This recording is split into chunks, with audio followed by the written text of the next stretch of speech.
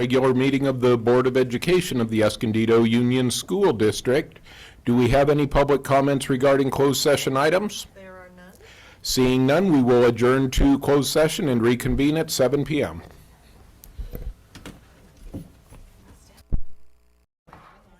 What is it? It's a different thing? So we're still going to community. Yes. And then we're going to the second one that's with the camera? Yeah. Option? Yes. Yes. No, that's the first one. Never mind. That was different. So I'm gonna go this one. I'm already logged in. No, yeah, you're there. Okay. Yeah, I think I'm there. This is where I was last time. Well, we'll see. You might refresh. Oh. I'll log back in.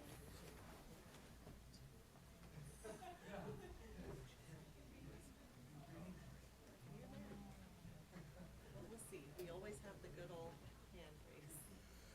Oh, yeah, what happened the last time? that's There was classic. some You had to reason. click on, there's something you have to click on and it's like live. Okay. agenda, but- We ready? Nothing says live Yeah, you're right. It agenda. doesn't. Well, we're gonna see what it does. All right, well, we're going to reconvene this regular meeting of the Escondido Union School District Board of Education.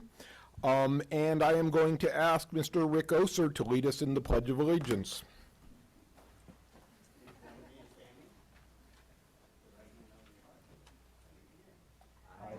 Allegiance to the flag of the United States of America and to the republic for which it stands, one nation, under God, indivisible, with liberty and justice for all.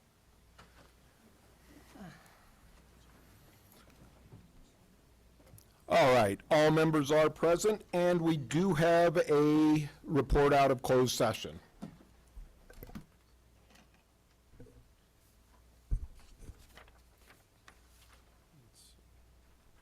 I got it, just to make sure.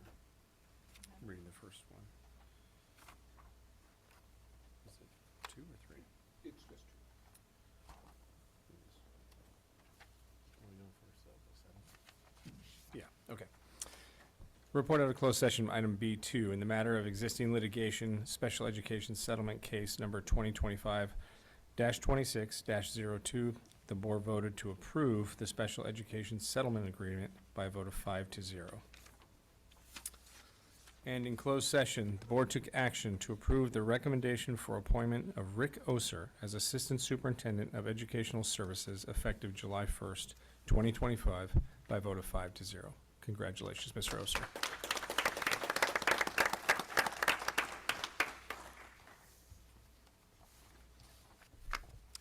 Wow.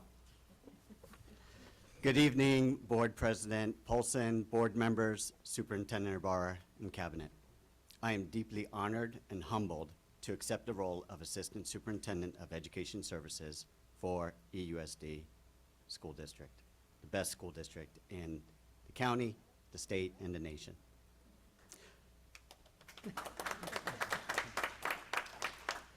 I believe that both my professional background and personal journey have uniquely prepared me for this opportunity. Just as important, my passion for public education, dedication to shaping the lives of EUSD students, and my relationship-centered approach to leadership align with our district's unwavering commitment to ensuring every learner reaches their limitless potential. I am incredibly grateful for the trust you've placed in me, and I'm excited to get started. Let's get rolling. All right, thank you very much, and we do have a seat for you right up here. Right into the fire. Moving up to the approval of the agenda, do we have any changes or corrections? I do have one change. We're going to pull item G1. All right, item G1 is eliminated. Any other changes or corrections? Looking for a motion to approve. I move approval. No, it's agenda. Second. All right, we have a motion and a second. All in favor, please vote. Sit back. All right. All right. And the voting worked. Oh, yours on? And the motion carries by a vote of 5-0. It's all coming together now. Moving on to item 6, approval of the minutes of January 17th. June 17th. I believe we have 3 meetings to approve tonight. So starting off with June 17th. Move approval of the June 17th minutes. I'll second. Ms. Gardner moves, Mr. Houston seconds. Please vote.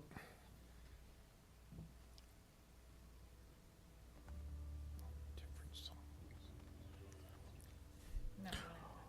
Motion passes 5-0. Moving on to the meeting of June 24th. Motion to approve as presented. I'll second. Mr. Olson moves, Ms. Harper seconds. Please vote.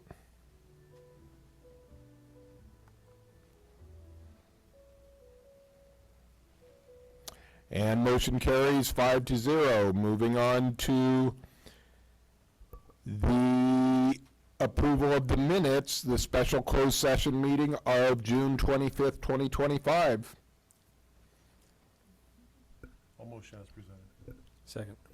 And confirming that you were both present during the meeting. Yes. All right, we have a motion and a second. Please vote.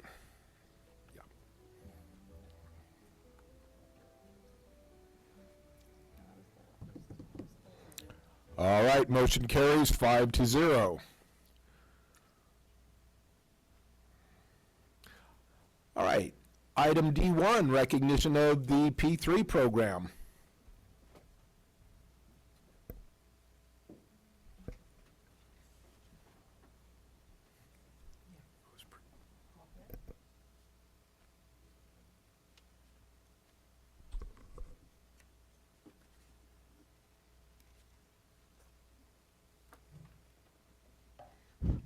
Good evening. I would like to call up Cynthia Ramirez and Jacqueline Pablo to please come up. These are two of our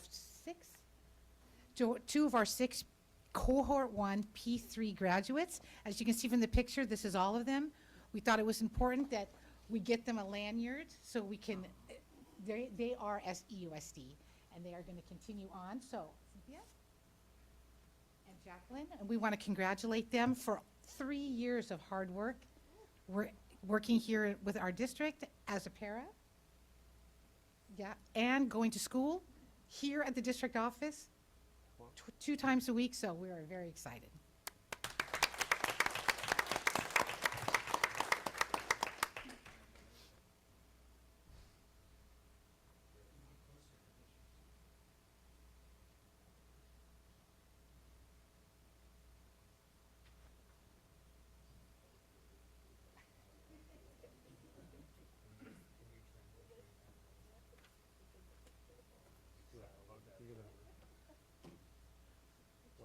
He'll start doing selfies like you have to do.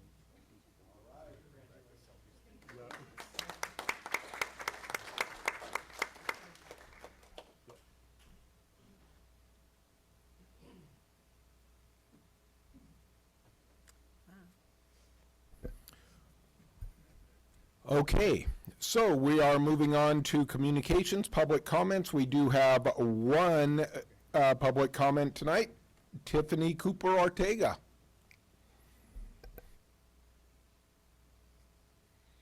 Good evening, Dr. Ibarra, trustees, cabinet, and community members. My name is Tiffany Cooper Ortega, and I'm a proud resident of Escondido. As a community member, I care deeply about the future of Escondido Union. I want a district that's fiscally sound, academically strong, and led by qualified professionals who can meet students' needs. That's why I'm deeply concerned by the board's recent decision to appoint a new superintendent without community input and without the educational experience this role demands.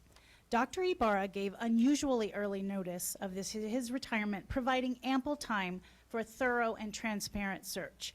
Yet just weeks later, the board approved someone behind closed doors with no meaningful background in education.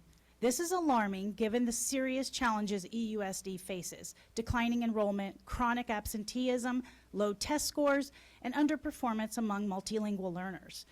as well as the uncertainty of outside influences like cuts in federal funding and the dismantling of the Department of Education. Choosing a leader with no demonstrated experience in pedagogy, curriculum, or student engagement is a disservice to our community. I've worked in education for 30 years, including with Dr. Ibarra in Oceanside, and have participated in multiple superintendent searches. Strong candidates bring classroom experience and leadership at various levels, like Dr. Ibarra's path from teacher to site administrator, and then through both HR and business services administrative positions. By contrast, Mr. McGuire lacks that depth. I had hoped his institutional knowledge justified the choice, but now we learn Dr. Ibarra will stay another year to mentor him, and the district is hiring a consultant to assist as well. This clearly signals Mr. McGuire is not ready. You are betting on someone with business and purchasing experience, but no record of classroom instruction, no experience in managing students' needs, collaborating with staff on instruction, facilitating IEPs, or making informed curricular decisions. And now EUSD is paying 3 people for 1 job during a time of financial uncertainty. What are you thinking? This decision has left staff disappointed, families frustrated, and the community disillusioned. The superintendent is the most important hire a school board can make. Escondido deserves a qualified, prepared leader chosen transparently and with public trust. This decision is more than a misstep. It's a lost opportunity. And unfortunately, it will be Escondido Union students who pay the price for this board's reckless decision-making. Thank you for your time.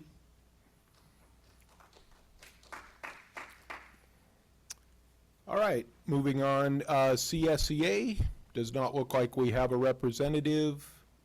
EEA, no representative tonight. All written communications have been distributed.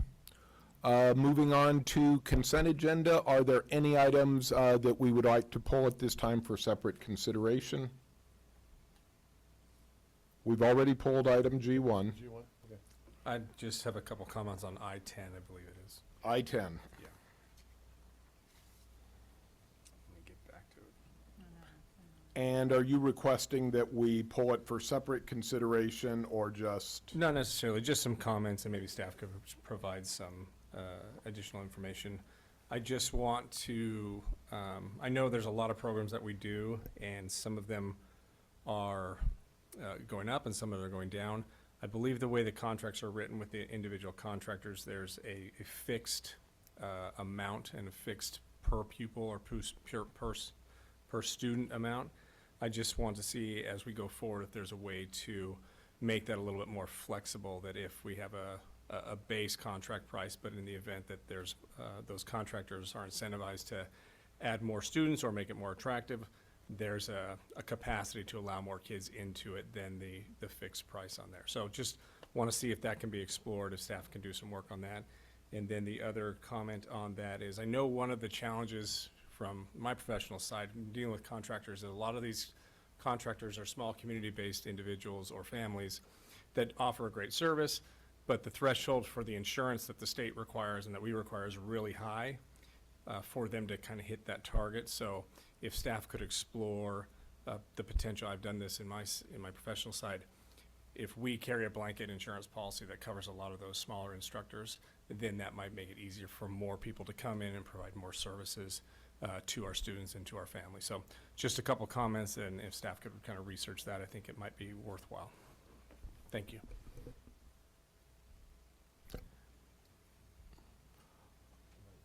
I think possibly, Mr. Olson, we might want to work with staff on specific instances so that we can look at those specific instances, one of which I brought up today, because I think what we're all saying, what the community is saying, is that some of these programs are really vital, and they may not necessarily get the attendance that we would desire, but the value, I think we need to work really closely with the vendors, especially the smaller community-based vendors, to make sure that they are, that we're supporting them so that they can provide the services that are so valuable to our students. I don't know if we want to go into specifics at this time. No, we want not the specifics, but to Mr. Olson's point on the insurance coverage and supporting our small local vendors, that is something that we have been exploring as a way for us to get a kind of a blanket coverage that can be applied to some of the smaller organizations that may not have the financial means to get the amount of insurance that we do require to work with our students, that we could assist in that, as well as exploring, obviously, the scaling up factor in some of our contracts, and then we will continue to work to support our local vendors, especially our smaller local vendors. Thank you. I guess with that, Okay, we're gonna make the motion? I was going to, but go ahead, please. Move approval of the consent agenda as presented with the removal of item I-1, G1. G1? Yeah. I'll second. Okay, have a motion and a second. Please vote. Oh, yes, it is.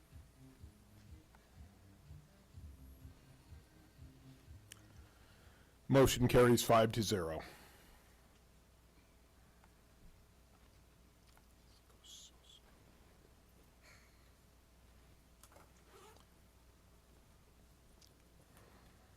Okay, moving on to item K1, Long Range Facilities Master Plan.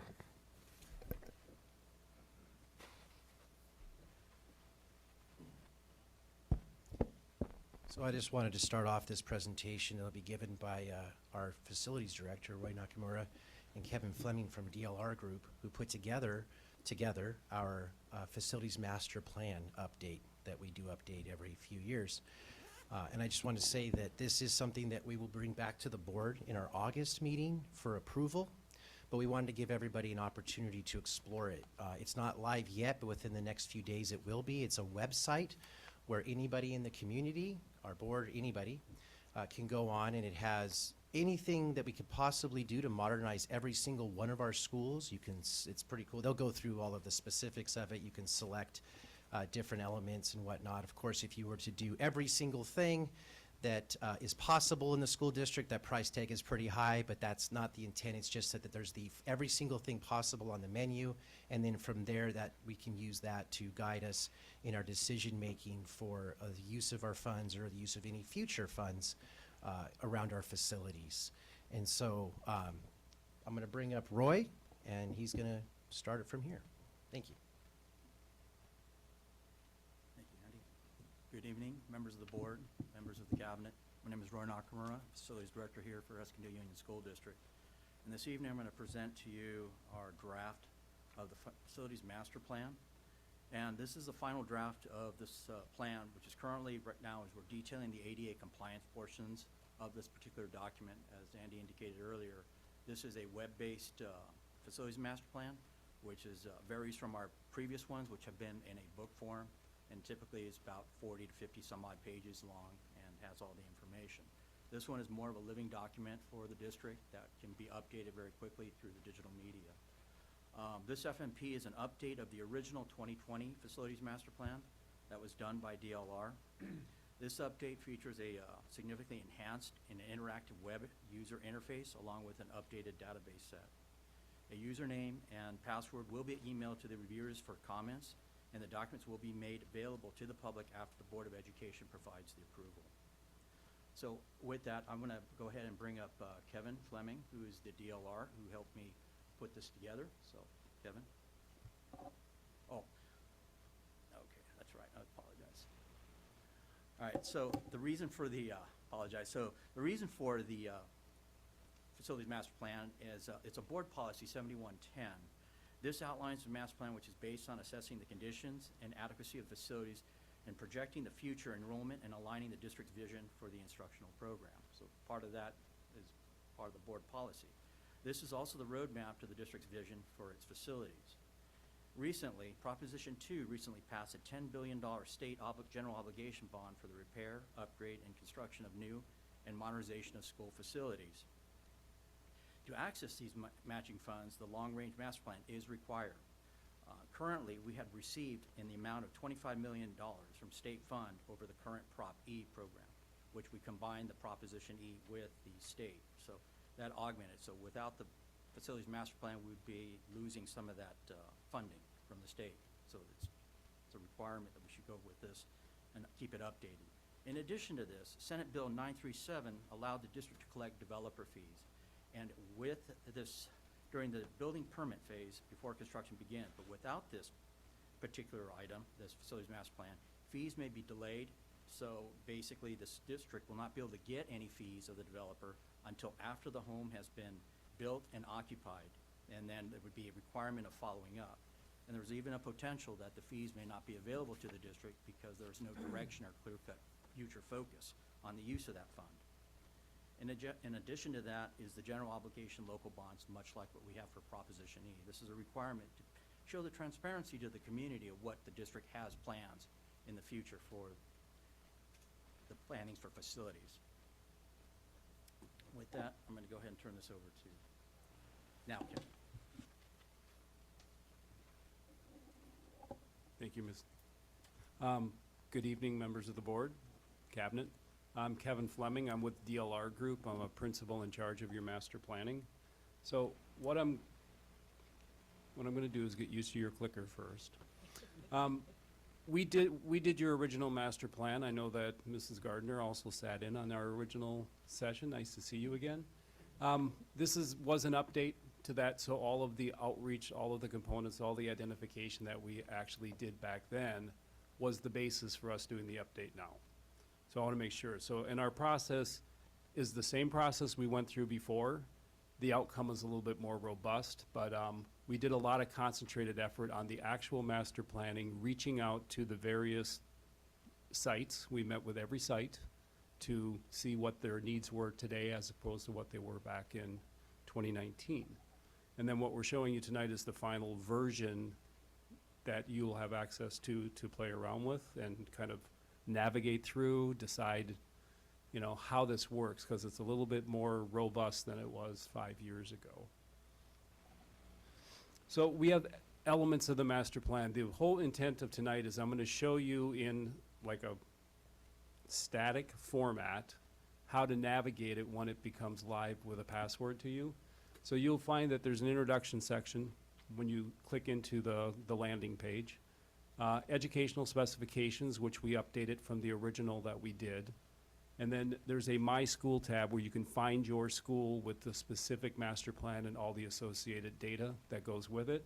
And then there's a summary tab that takes all of the data and puts it together so you can kind of look at it in conjunction with each school. If you wanted to look at which schools have the most facility condition needs, it'll also sort it in the areas in the categories that you want to look at.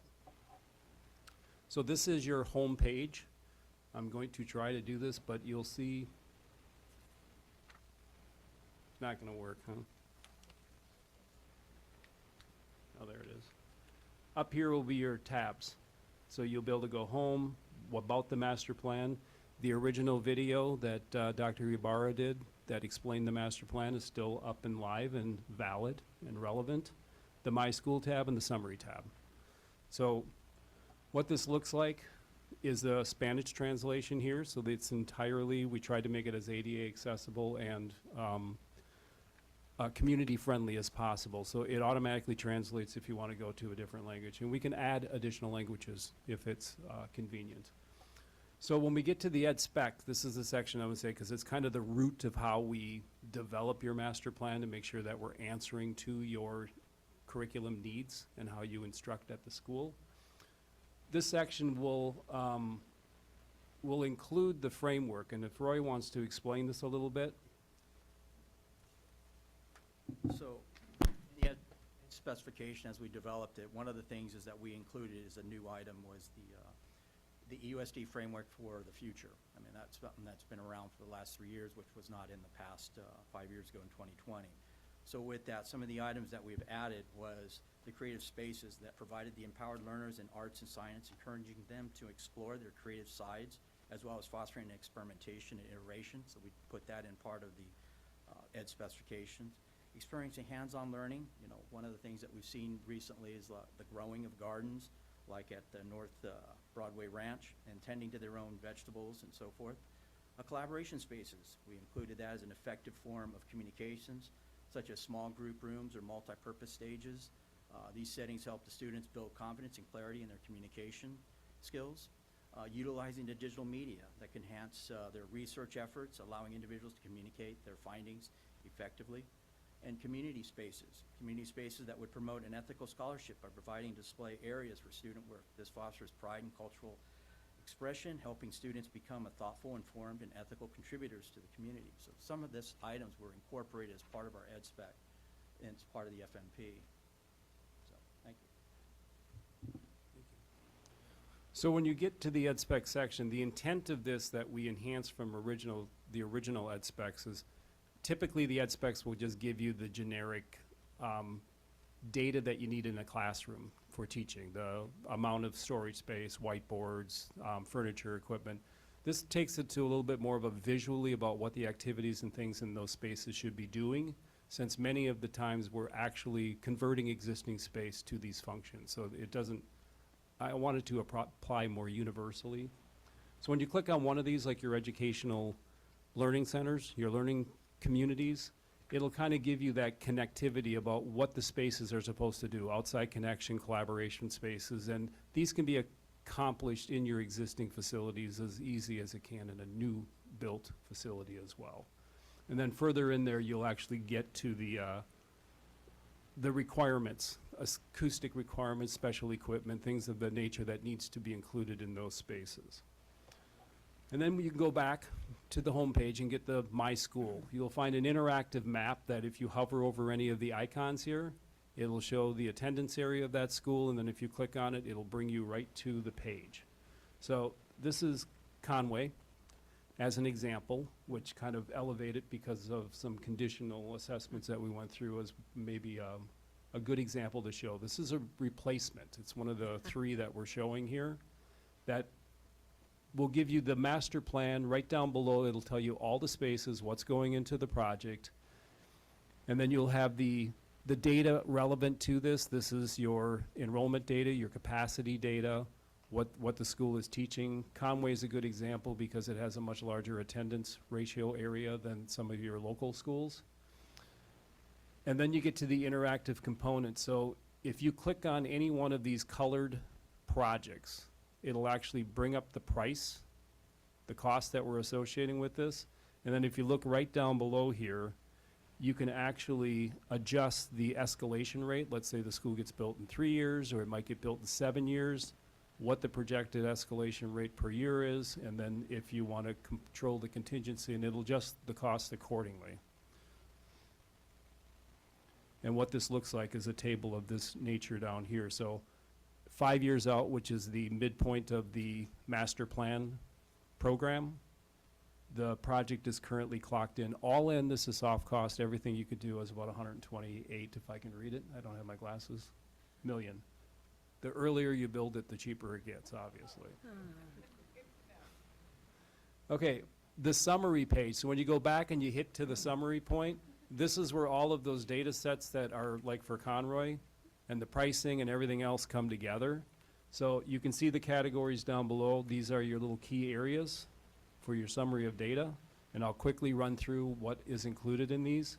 So this is your equity analysis. This shows you by campus how much of socially disadvantaged students are participating in that school, or homeless, foster youth, and students with disabilities. And we use these categories because this is what's tracked through the California Department of Education, so that the data is coming from the district and the state has registered it. This will tell you the facility condition index real quickly. It's the ratio between the amount of money projected to repair and keep the facility in good condition versus the amount of money it would cost to replace the facility. So the higher the FCI index in percentages, the more you need to start thinking about either the cost of repairs, like the used car that's going to cost more than the new car, which I just went through myself, and the whether you want to consider replacing it. Once the FCI index starts exceeding 30%, the recommendation is normally you're getting to that point. You're past the useful life of the facility. And that's 50, 60, 70 years is a pretty good ripe old age for a school. And then this is your utilization rate. This kind of shows you what percentage of the school is being utilized for educational purposes.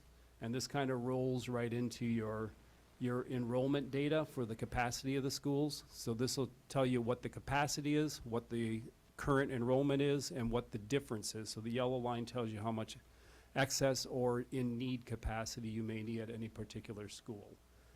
Your district as a whole is fairly balanced, but it's not showing any need for growth as a whole, not in a specific neighborhood, but just as a whole. That's why it says is unplaced students. We changed it. We used to call it unhoused, and that gave the wrong connotation. So, and then here's your enrollment projections for the district. These were done originally by Davis Demographics. Now it's CGT, I believe, GTC, MGT.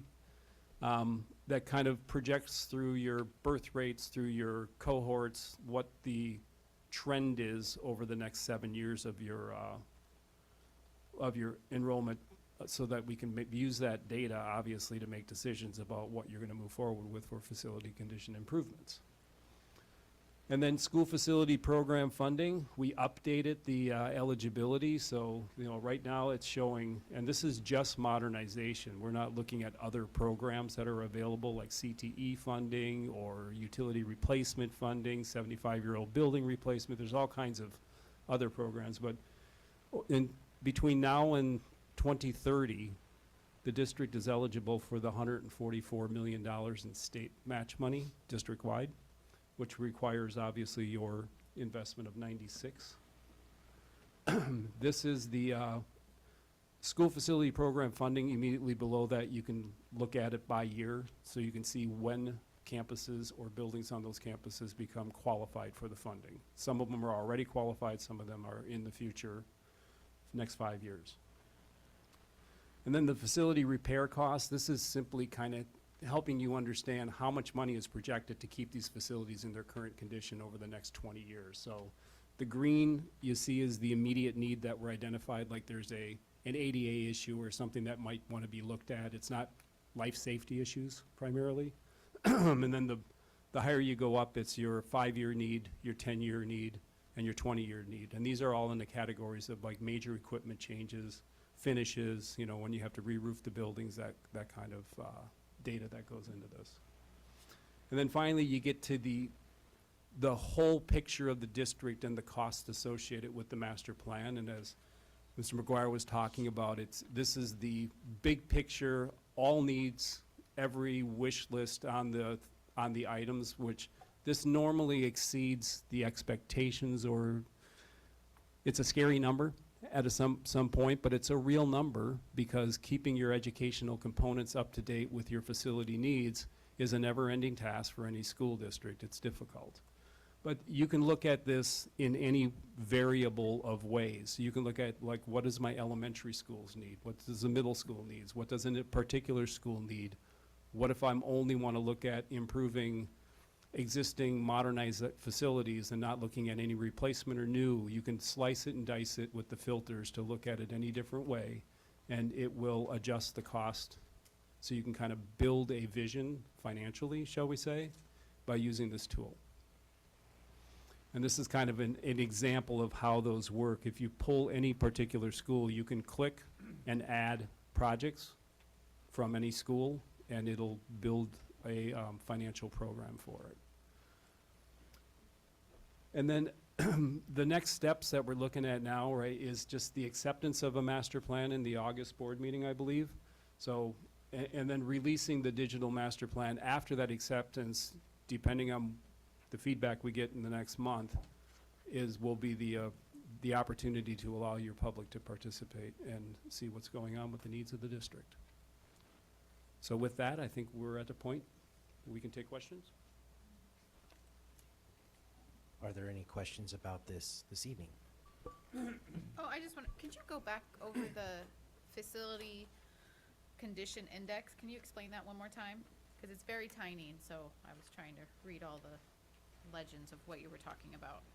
So this one, Yeah, no, or, the FCI. okay. No. Further back.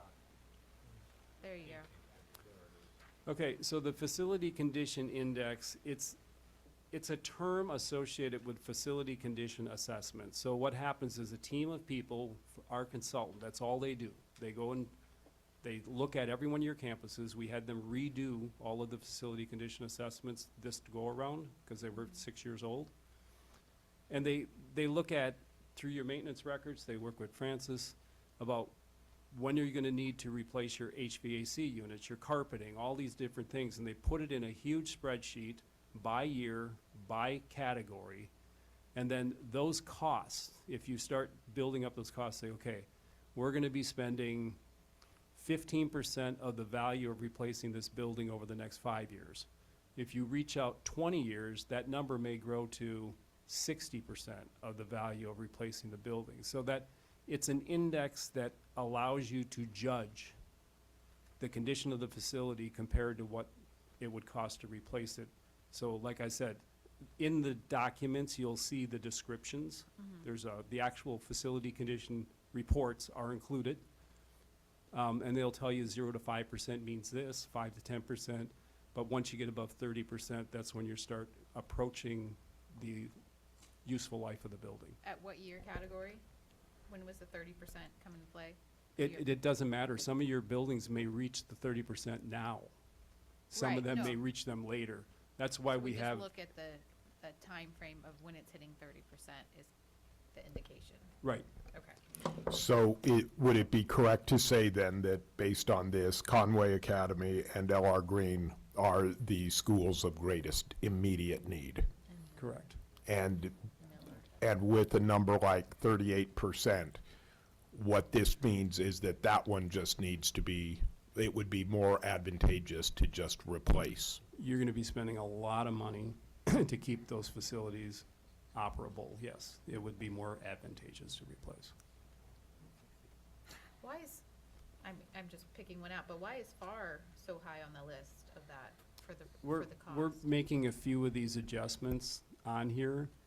I went through these because I had Francis rank them from what he wanted to see. Right.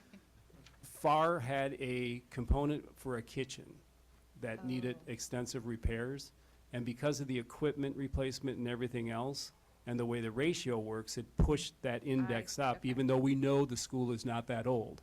So it won't be that way when you see it in August. Okay. These were screenshots. that's I'm fine. still working on it. No, I appreciate it. That makes total sense. Okay. I did have one other what's our total, when you, the little green part, what was our total of was it emergency needs you had listed across all the schools? It was on, facility repairs, deferred maintenance on page, I think it's 24. I'm not And sure if I. the immediate needs, the 2023 to 25 immediate needs, it was green. Yeah, that one. Got it. There is a total, and it's in the website. When you toggle below, you'll have each school by the category. Can't tell you what that is without going to the actual website Yeah. to show you where it is. But it's not a huge, immediate needs normally aren't that large. But, and you tackle them when you do a modernization project or something of that nature. Okay. But it'll explain each need in the facility condition assessment reports.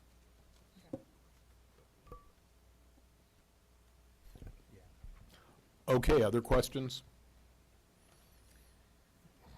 No, I just had a comment. This is we need to talk about a school bond meeting, Well, basically. I was having difficulty interpreting that last number, the $1,666 million, which in US dollars is 1.66 billion.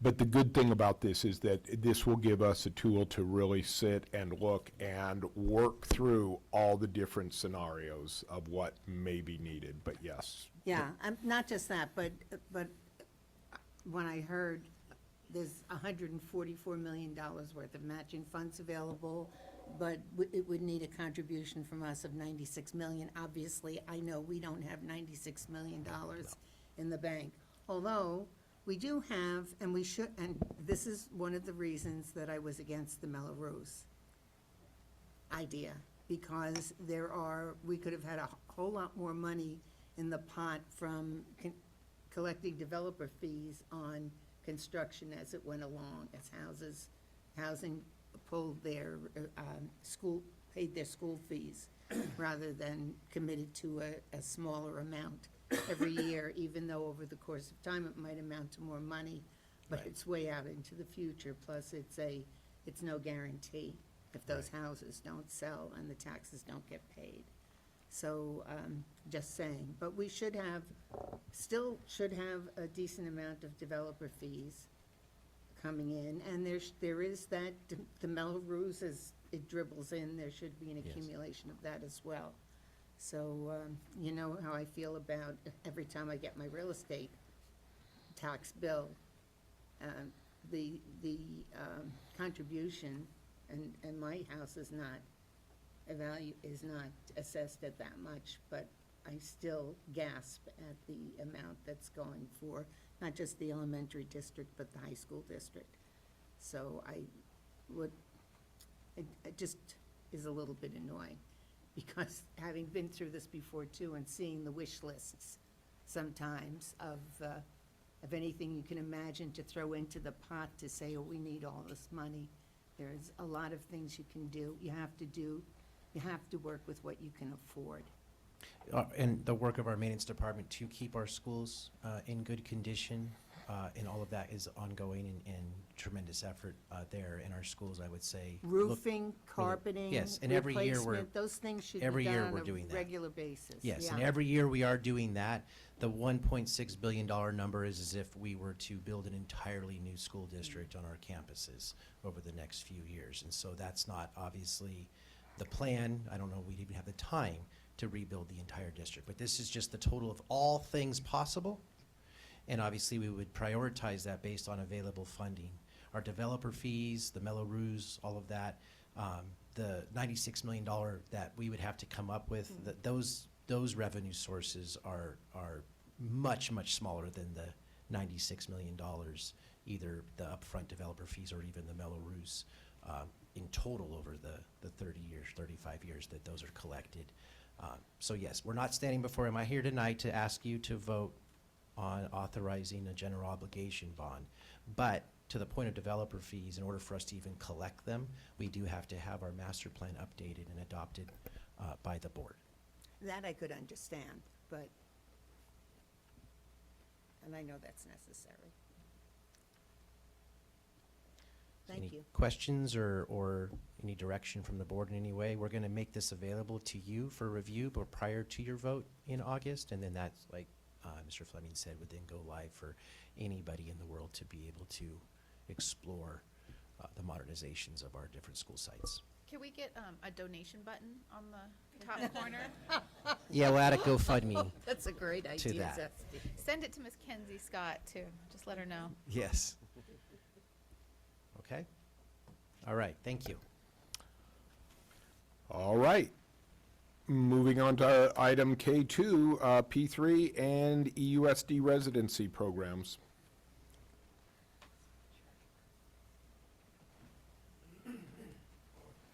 So tall. Okay, so good evening, Board President Polson, Board of Education, Dr. Ibarra, Mr. McGuire, and Mr. Oser. We wanted to take this opportunity to update you on the progress of actualizing the unlimited potential of Escondido. Specifically for our special education department, as you may recall, our goal has been to proactively mitigate vacancies in the paraeducator and teacher ranks. Thus far, we have created 3 different pathways or on-ramps for employees of our district or members of the community to become part of the EUSD team. And we are excited to share with you our progress. Now I'm going to turn over to Amy. Oh, Audrey, you should not trust me with a remote. So yes, we are always very excited to talk about this topic. You've been hearing about P3 for quite a while as one of our substantial programs here. We've been planning that since the We started planning that back in 21-22 when we were returning from COVID, from being at home, and trying to figure out how on earth are we going to staff all of our classrooms, make sure we have enough paraeducators to support our students, right? And so we're really looking at opportunities for making sure we could, enhance our recruitment efforts, enhance our retention efforts, and provide professional development for our paraeducators. And so P3, our Paraeducator Palomar Partnership, is what we came up with. And it's this fantastic opportunity for any paraeducators of Escondido Union School District to earn an associate's degree through our collaboration with Palomar College. And so paraeducators can work all week long. They work the entire class day alongside our students. And then in the evenings, 2 evenings a week, they take these classes together with a cohort where they're coming together and an instructor from Palomar comes over, leads the coursework, and we have all of the coursework planned out. So it takes 3 years for them to earn their AA degree, but we pay for all of the costs. We're billed directly for the tuition. We are able to order the textbooks for them directly. We're even able to have supervisors available during the classes on Tuesdays and Thursdays in the evening while the classes are taking place to watch any kiddos that these paraeducators have who might need babysitting during that time. And so this is a really fantastic incentive for our paraeducators who want to earn that AA degree. As you know, one of the things we've done to really expand on this P3 program is going into our neighborhood high schools, especially being separate from Escondido Union High School District. This has been a huge point of collaboration for us, where we now go into 2 of the high schools each spring. We bring our one-day hiring events to them. We are able to offer these graduating seniors an opportunity to go through our entire hiring process right then, right there, become fully screened with fingerprinting, pre-employment physical, all set, sign the paperwork, sign the dotted line, ready to go, right? So that means they're about to graduate from high school knowing that in August they have a job sitting here ready and waiting for them, supporting our kiddos in the classroom, and knowing that they also have that opportunity to complete those classes in the AA program through P3 in the evenings as well. And so it really is wonderful to look into these different classrooms, seeing the different cohorts coming together. You've got, some of the students are 18, 19 years old. We've got others who have been on this planet for many decades, and they're all able to learn from each other, some with very fresh perspectives, some with so much wisdom. And so by putting them together as a collaborative, as a cohort, they're able to learn from one another as well as learning from the instructor. So it's really been so exciting to see come to life. And so over time, we've really been seeing this program develop. We are about to go into our 4th year of P3, and we'll talk about that a little bit more in a moment. But one of the main things we really want to impress upon you is what a great opportunity it is for someone who, maybe doesn't know what they want to do if they're about to graduate from high school. They're ready to do something. They know they're going to stay in the community. They know they want to be close to their family. This is the opportunity for them to jump in with Escondido Union School District, earn a salary, earn full benefits, and earn their AA degree over 3 years. And then many of them stay. Many of them stay as part of our EUSD family. Some of them move on. They've got their AA, now they can go to a 4-year college, and that's okay. But this has been a huge incentive for our recruitment and our one-day hiring events over the past several years. And so we're very, very proud of it.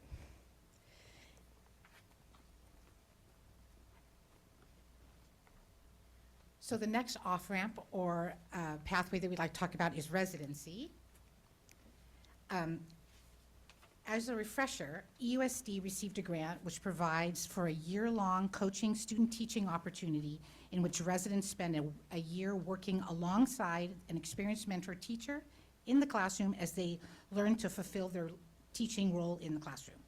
The residents serve as a paraeducator in the classroom while receiving not only their salary, but also a $30,000 stipend. At the end of the year, the resident is employed with EUSD, filling one of our open SPED teaching assignments. And it should be noted that there's been an extension of the grant funding. If we couldn't spend, it's been expanded all the way to, for us, the 2032-2033 school year.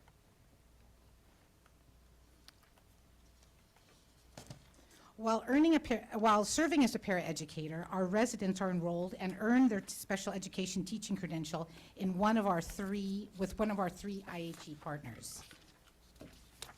And as a result, there is a very symbiotic relationship between the district and the IHEs. Not only do we have residents from the community, but we also are receiving applicants from the IHEs directly that want to come and work for us and experience Escondido and become we had two paras who worked for us, who were from the university and are now working for us and are loving it. So our collaboration with them, and in conjunction with the San Diego County Office of Ed, is really key to the success of our residents. As a resident paraprofessional, you should know that the duties of the classroom encompass so much more than just what the paraeducator does. There is a gradual release, a student-teacher kind of relationship where in the end, the resident is fulfilling the teaching responsibility, and that's built in towards the end of the year, but it's slowly, gradually releasing to that. And now, Hannah.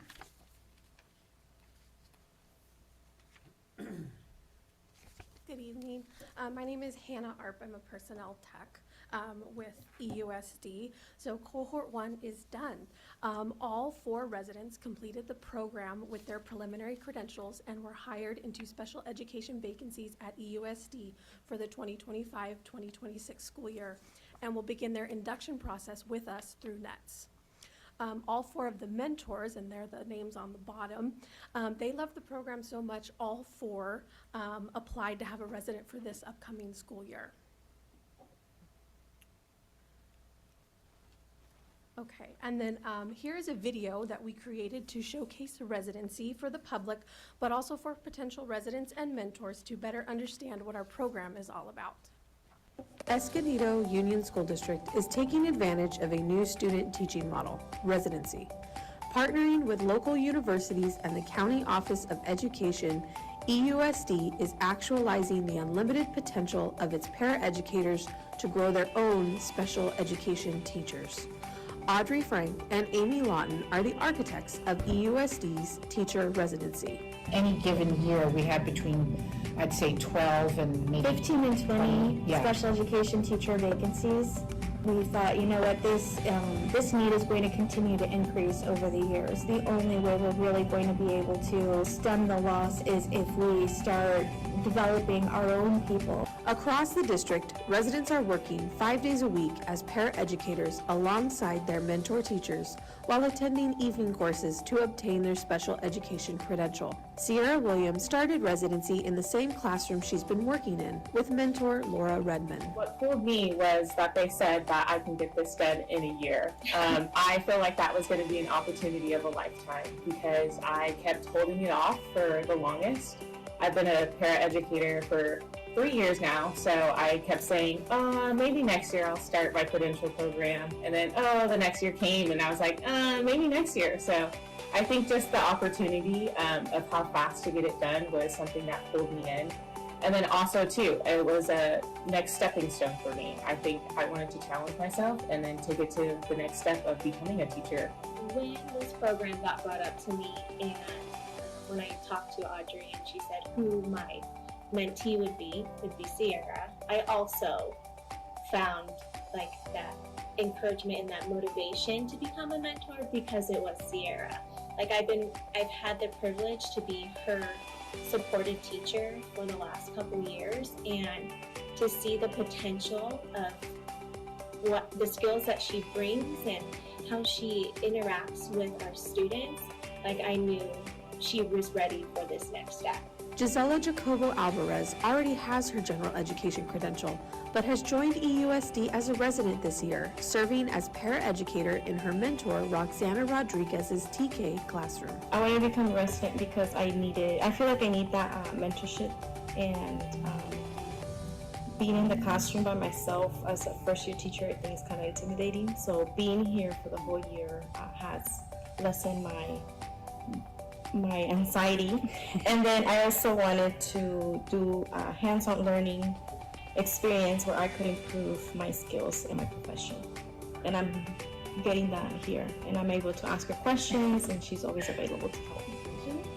So it's nice to have someone I can talk to, because even as a teacher, this is my 6th year, you're kind of by yourself, you're doing the lessons, so if you have someone that you can check in with ideas, or even check in terms of reflecting on what happened in the lesson or with students, so it's just nice to have someone else that I can share those thoughts with, and she's very receptive, and she's also shares her ideas and her thoughts about lessons, and you even see her excitement. Collaboration is key to the mentor-resident relationship. The residents start the year as paraeducators but will transition gradually into the lead teacher by the end of the year, supported by their mentor. From day one, she was there to support me as well as the team, and that collaboration part has really surprised me in that sense, because I don't feel like I'm alone.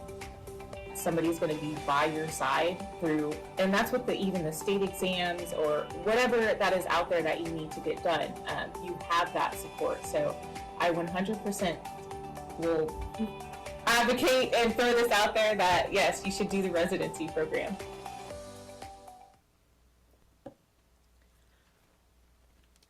Interest in our program has increased dramatically for the 2025-2026 school year. When we opened mentor applications, we received 30 from our EUSD teachers, and we received 12 resident applications from EUSD employees and local university students. As the residency liaison, I fielded numerous queries from prospective residents via email and phone. We also held 4 information sessions, some digital and some in person, for the community to come in and learn about residency. Our residency webpage, which can be found on eusd.org, worked beautifully to be a one-stop shop on info regarding grants, participating universities, and our application process. After a rigorous application and interview process, we will be onboarding 6 residents for the 2025-2026 school year, and their names are on the board as well as their mentor placement. To bridge the gap between the associate's degree and our preliminary credentials, Amy is going to introduce our newest program. Thank you, Hannah. I also want to mention briefly, when Hannah says we created the video, what she means is she created that video. She knows how to shoot, she knows how to edit, she knows how to do all of the things. It's incredible to see. She's been on our team for going on 2 years now, and she's been amazing to work with, and she has been the primary support to Audrey and me in making sure this residency program could, grow and flourish. It's been fantastic working with Hannah. Yes, so we obviously we've been talking about P3 for quite a while. Now we're talking about this amazing residency program, but there's a gap, right? What about our P3 students, those who graduate and now they want to become a teacher one day, but they don't have the BA yet, right? And so this is a really cool part of the program that we're just getting into. We're collaborating with National University, and they have just created a brand new program. It's a 2-year program, and it's a blended bachelor's and special education teacher credential program that our P3 graduates can then go into, where they're taking their classes in the evenings, working as a paraeducator during the day, and so they're able to go through this program the very first year. It looks like the P3 program practically, except it's classes through National online. They're together again as a cohort, a smaller cohort, and they are continuing in their normal paraeducator responsibilities. Their second year is when they have that opportunity to actually serve as a resident. So again, they would be serving for that additional year alongside their specially chosen mentor teacher, where they're learning all of the responsibilities of the teacher, going back and forth, taking turns with the teacher, leading lessons, developing instruction, even learning to contribute to IEP meetings. They're learning that right there on the spot during that residency year alongside their mentor teacher. That's the true value of it. It's incredible. And so this gives them, excuse me, that opportunity to go from the AA degree to now earning their bachelor's degree and their teaching credential. And again, at the end of that residency year, they do have the opportunity to then accept a special education teaching position with us for that following year. Now, I will mention that we're still, National is still waiting for final accreditation from the Federal Department of Education.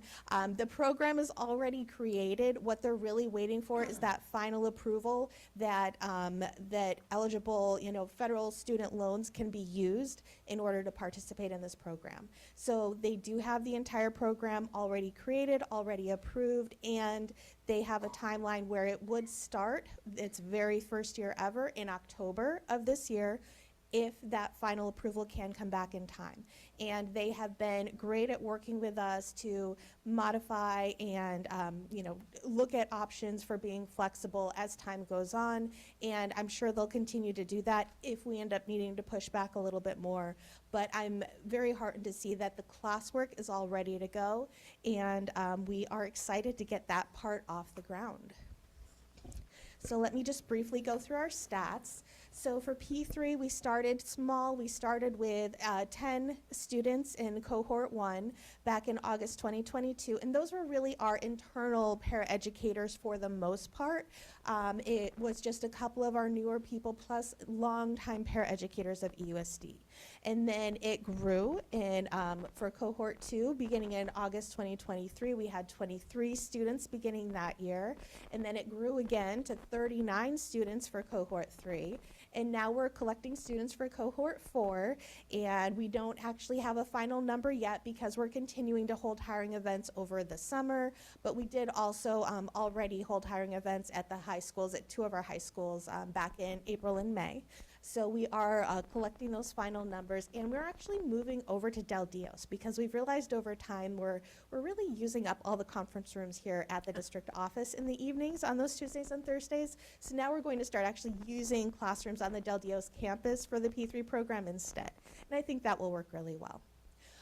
As we're looking at our residency cohort, Hannah already mentioned that we had 4 students who just completed the residency in June, and they're now going into the classroom as brand new teachers next month. Super exciting.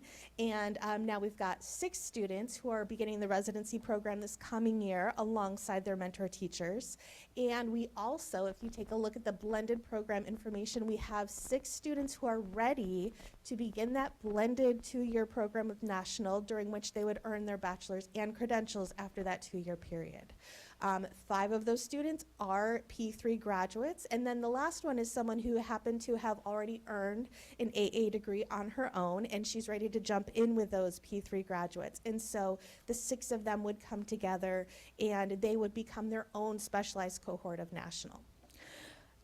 Just very briefly, as far as the residency cohort for this upcoming year, just to give you an idea, 1 of those students is from SDSU, 2 are from Cal State San Marcos, and 3 are from National. And just again, to give you an idea, last year, 2 of the students were from Cal State San Marcos, the other 2 were from SDSU. And so we are very, very grateful that you gave us some time to talk through these amazing programs, and we're happy to answer any questions you might have. I have a couple of questions back on the National University program. First of all, thank you very much for all of this information. This is a very, an excellent program that's badly needed. On the National University, in the second year, it talks about them doing their internship, the student teaching in effect. Are they also taking online classes at that time? Are they also taking on online? Yes. Yes, they would be continuing to take their second year of classes with National, and those are truly the credential course classes, just like the residents currently do during their 1 year. They would essentially be going into their second year, echoing what the residents do in that 1 year they have.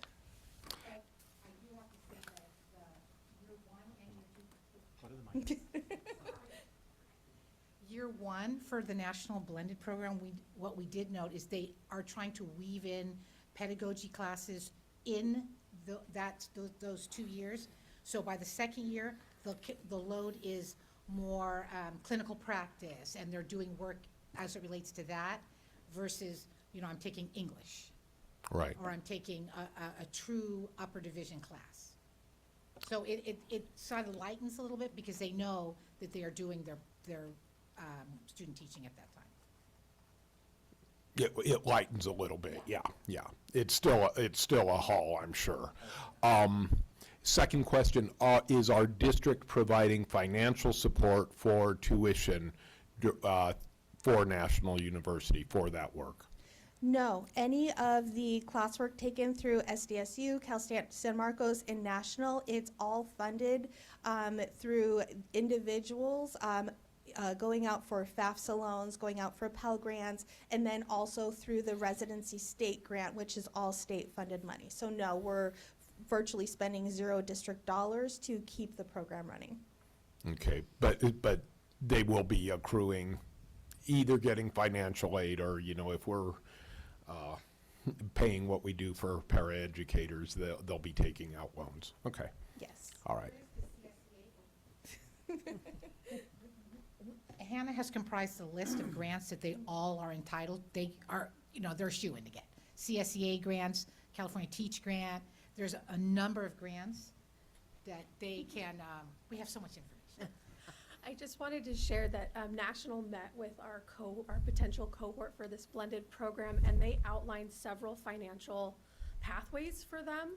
Because we did provide tuition for their AA grant, if they do qualify, most of their tuition for the BA blended program can be paid through Pell Grant, so they would not have to pay back that loan if they qualify for Pell Grants.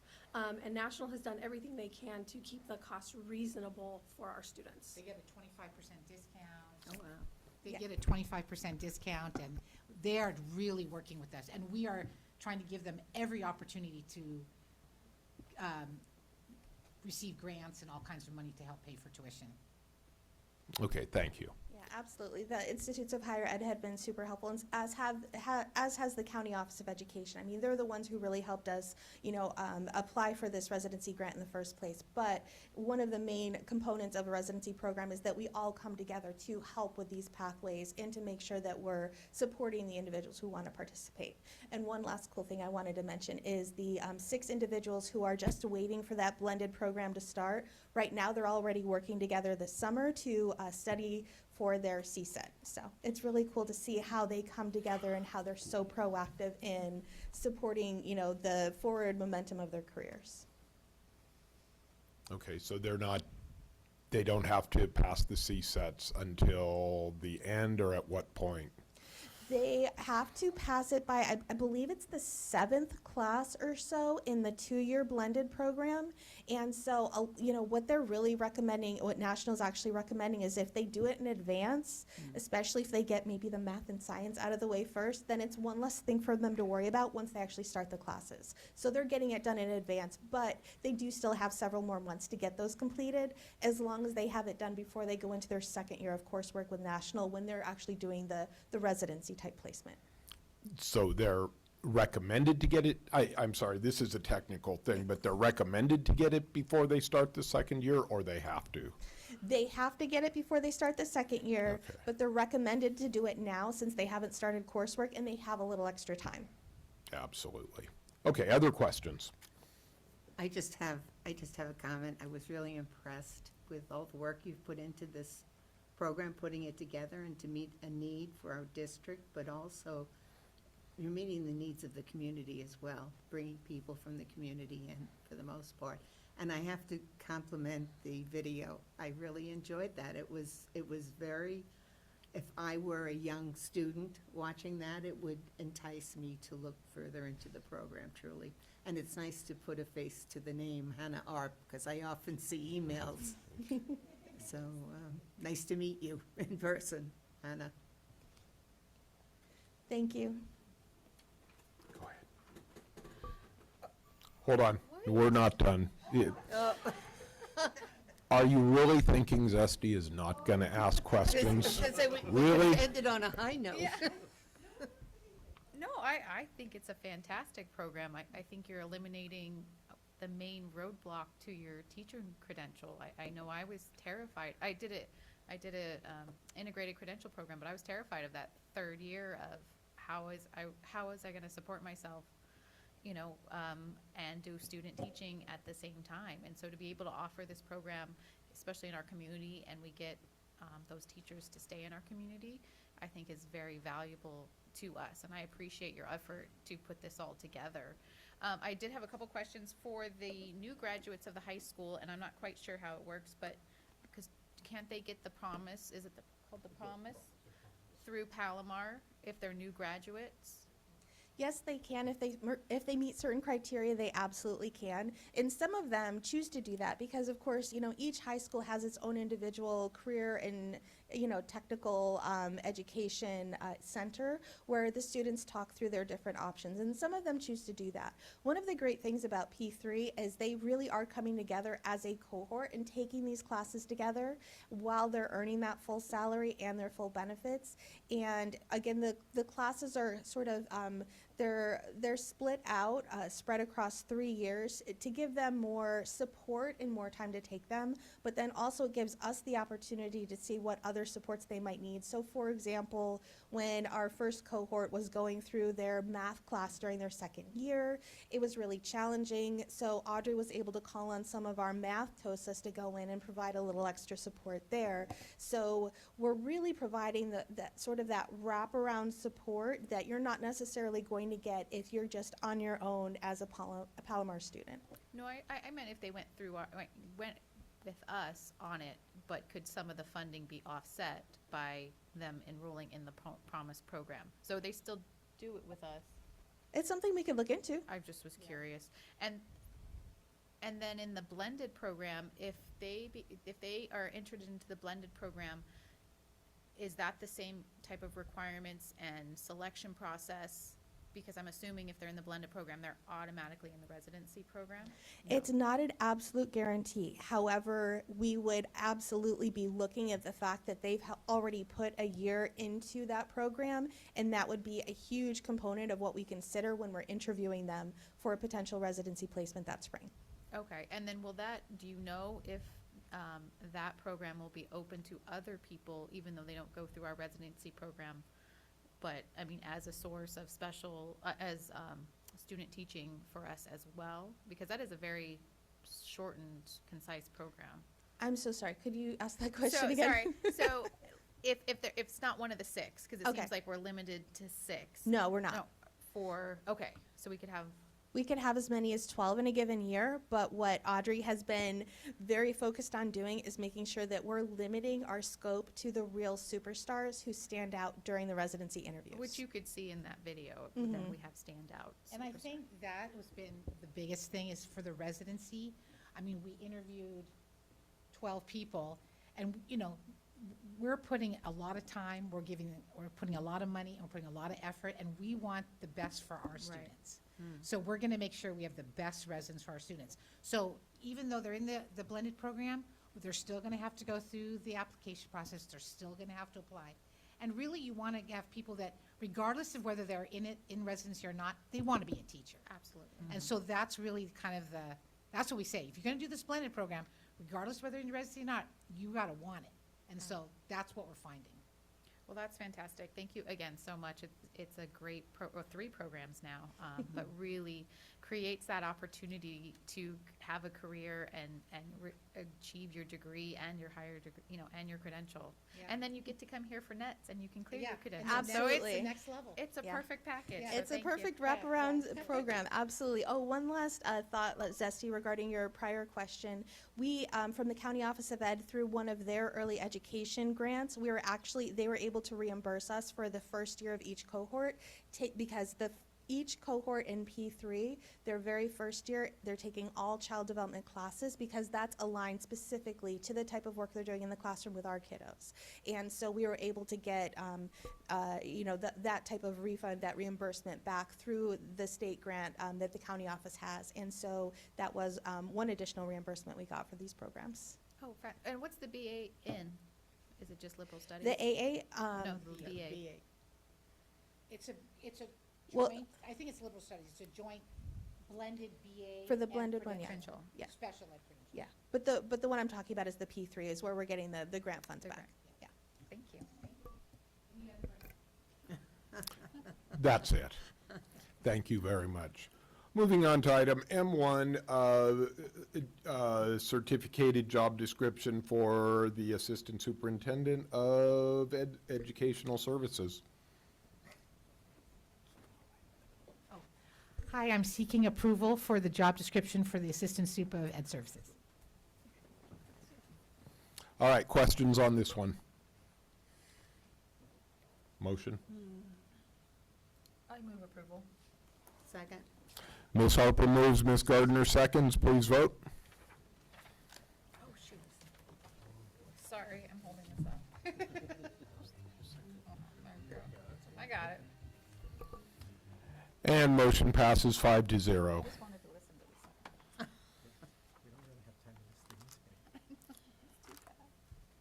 this. Okay.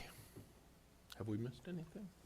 All right, moving on to board and staff reports. Ms. Gardner. Oh, I have no report, except to hope that, oh, I do, and I wanted to mention one thing. I have to go back and find it. When we were talking about cell phones and kids not having cell phones in the classroom, and there are some parents who are uncomfortable with that. There happens to be a new phone available. Here it is, Phones for Kids and Teens, put out by Gab Messenger. It's a kid-safe messaging, easy parental controls phone that only serves for phone calls. And I believe free, safe tech for families in need. And so it's also available for donation. Let's see, I should have had this. Gab is the answer for safe kids' cell phones and smartwatches. No internet, no games, no social media. And it's a regular-looking phone. And I was even thinking, as a district, we could supply those for those parents whose children absolutely must be in touch at all times, and make sure that the rest of the other phones are not in the classroom, period. So it's another thought. Why are you laughing? I think it's your phone you're talking about. No. No, I have to tell you. You're talking about a flip phone here. No, it's not a flip phone. It looks like a.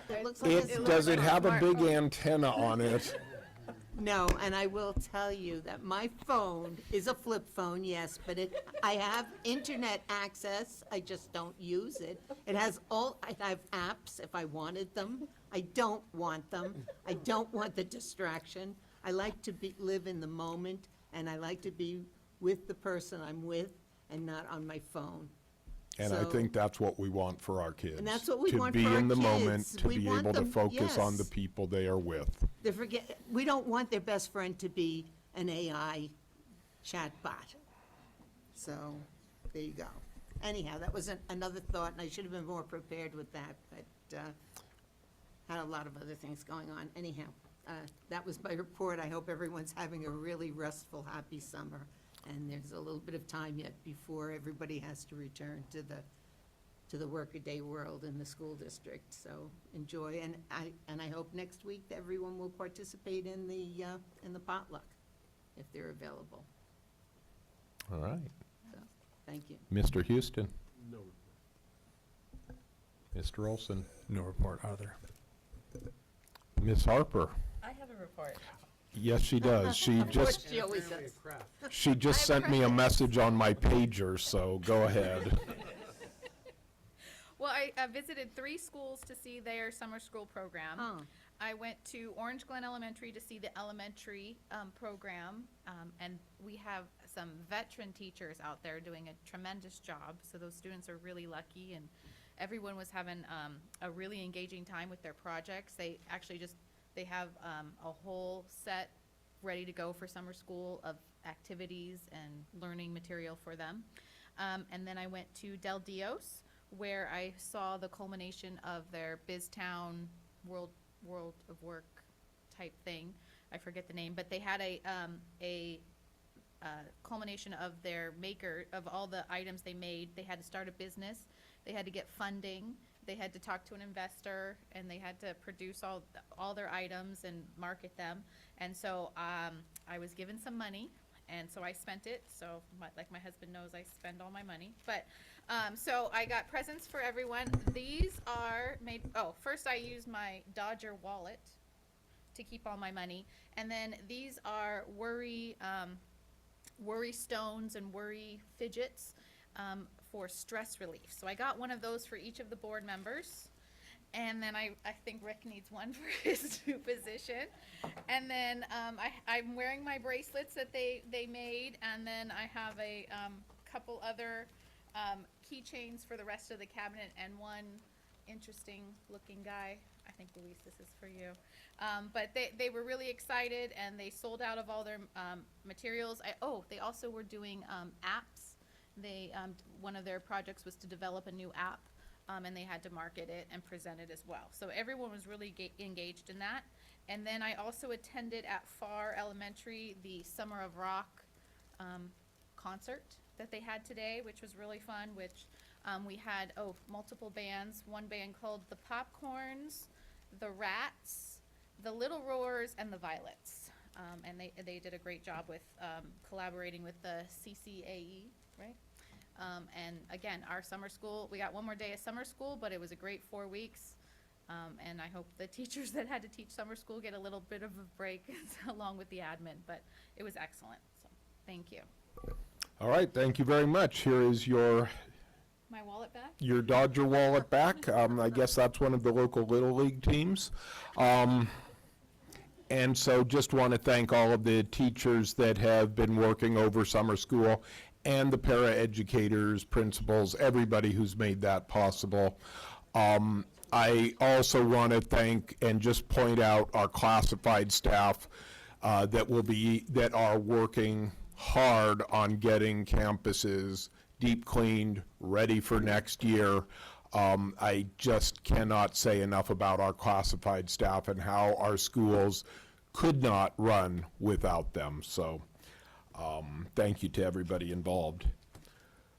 Cabinet? I just wanted to echo those sentiments with our teachers and staff and administrators who came together and put on a fantastic and wonderful summer program for our students. I too got to see the Summer of Rock concert today and was really blown away. These students created their own music, played their own instruments.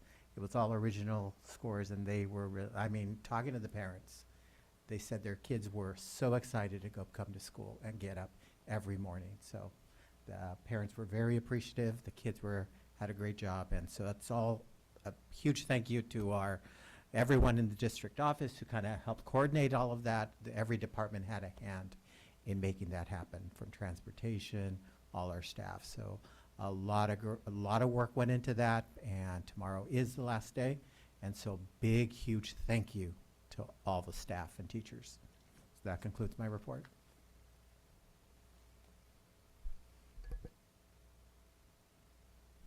Anybody else?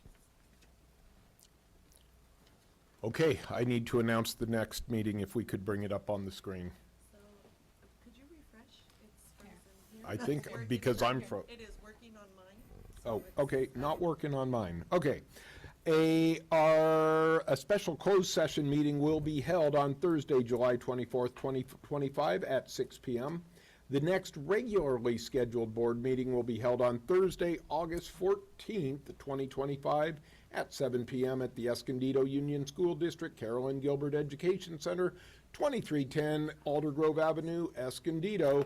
Mr. Paulson, can I Yes. correct one item? It starts at 5 o'clock. No, the special closed session is not a closed session meeting because it is training for the board, so that it will be conducted in open session. That's All right, so started. let me try that again.